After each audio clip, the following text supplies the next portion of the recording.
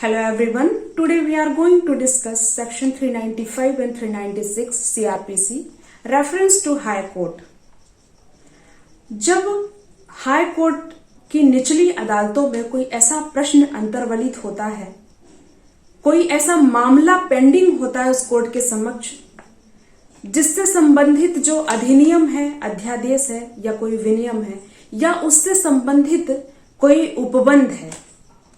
जिसकी वैलिडिटी की बात की गई है, वैलिडिटी से संबंधित, उसकी विधिमान्यता से संबंधित प्रश्न अराइज होता है कोर्ट के समक्ष कि क्या यह विधिमान्य है, अधिनियम, अध्यादेश या उसका प्रोविजन या नहीं, प्रवर्तनशील है या नहीं।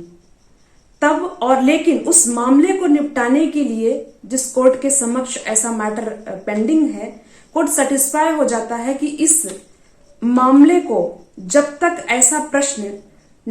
इस प्रश्न का निपटारा नहीं हो जाता तब तक इस मामले में जस्टिस तक नहीं पहुंचा जा सकता। कोर्ट को लगता है कि बहुत आवश्यक है इसका निपटारा, तब कोर्ट क्या करेगा, प्रश्न बनाएगा उसकी विधिमान्यता से संबंधित कि ऐसा जो अधिनियम है यानी एक्ट, ऑर्डिनेंस या रेगुलेशन या उससे रिलेटेड जो प्रोविजन है उसकी विधिमान्यता की बात की गई है या अविधिमान्यता की बात की गई है। तो एक प्रश्न बनाएगा और अपना ओपिनियन लिखेगा और ओपिनियन जो वो बनाता है उसका एक रीजन भी बताएगा कि किस कारण से मैं इस ओपिनियन तक पहुंचा हूं कि ये जो एक्ट है वो इनवैलिड है, इनऑपरेटिव है या फिर उसका प्रोविजन इनवैलिड या इनऑपरेटिव है। तो ऐसा प्रश्न बनाएगा, कारण लिखेगा, अपना ओपिनियन देगा और हाई कोर्ट को रेफर कर देगा। इसके बाद मान लीजिए कोई सेशन कोर्ट है या फिर महानगर मजिस्ट्रेट, मेट्रोपॉलिटन मजिस्ट्रेट है,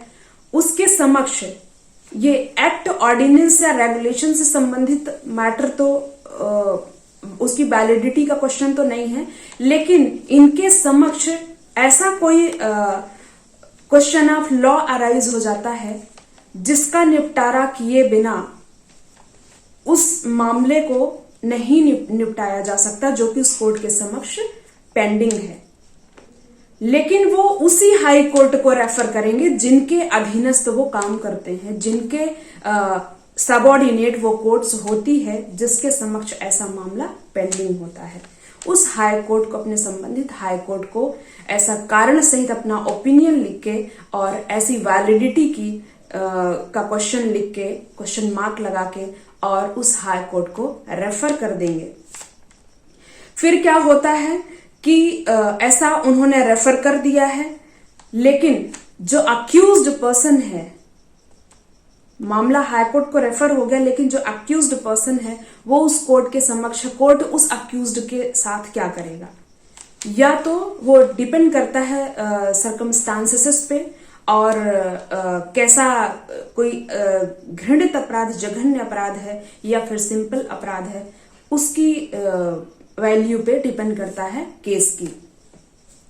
तो अगर मान लीजिए कि अक्यूज्ड जेल से बाहर है तो उसको जेल में भी किया जा सकता है तब तक जब तक हाईकोर्ट का कोई ओपिनियन नहीं आता, तब तक उसे कारावास भी दिया जा सकता है। और अगर उसे बेल दी जा सकती है तो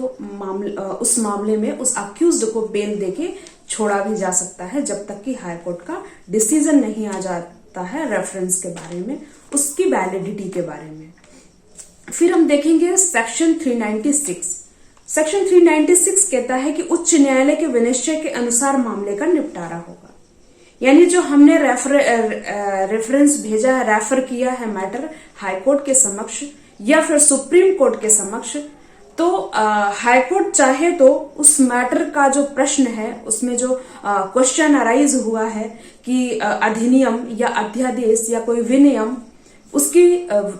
वैलिडिटी नहीं है या फिर अब ये अप्रवर्तनशील हो गया है या फिर उस मामले में कोर्ट के पास, निचली अदालतों के पास कोई ऐसी गाइडलाइंस नहीं है हाई कोर्ट या सुप्रीम कोर्ट द्वारा दी हुई कि उस मैटर को वो सॉल्व कर सके, या फिर कोई ऐसा नया मैटर आ जाता है जो कि हाई कोर्ट या सुप्रीम कोर्ट के समक्ष कभी ऐसी प्रॉब्लम फेस ही नहीं हुई है, ऐसी कोई गाइडलाइन नहीं है जैसे कि सुप्रीम कोर्ट द्वारा आर्टिकल 141 में कॉन्स्टिट्यूशन में कोई भी अगर रूलिंग आ जाती है सुप्रीम कोर्ट की, या फिर कोई भी मैटर, कोई भी डिसीजन सुप्रीम कोर्ट का आ जाता है, तो वो उसकी निचली अदालतों पर, चाहे वो हाई कोर्ट्स हों इंडिया की, चाहे वो और अन्य निचली अदालतें हों, सब पे बाइंडिंग इफेक्ट रखता है सुप्रीम कोर्ट का मैटर। आर्टिकल 141 में ऐसा लिखा है। और अगर देखें कि हाई कोर्ट का, तो हाई कोर्ट का भी मैटर, जिस हाई कोर्ट से के अंडर में वो सबऑर्डिनेट कोर्ट्स हैं,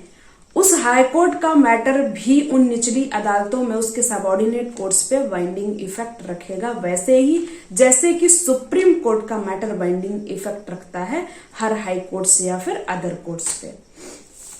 तो उच्च न्यायालय के विनिश्चय के अनुसार मामले का निपटारा किया जाएगा। उच्च न्यायालय के समक्ष मैटर रेफर किया गया है, उच्च न्यायालय उसको देखेगा,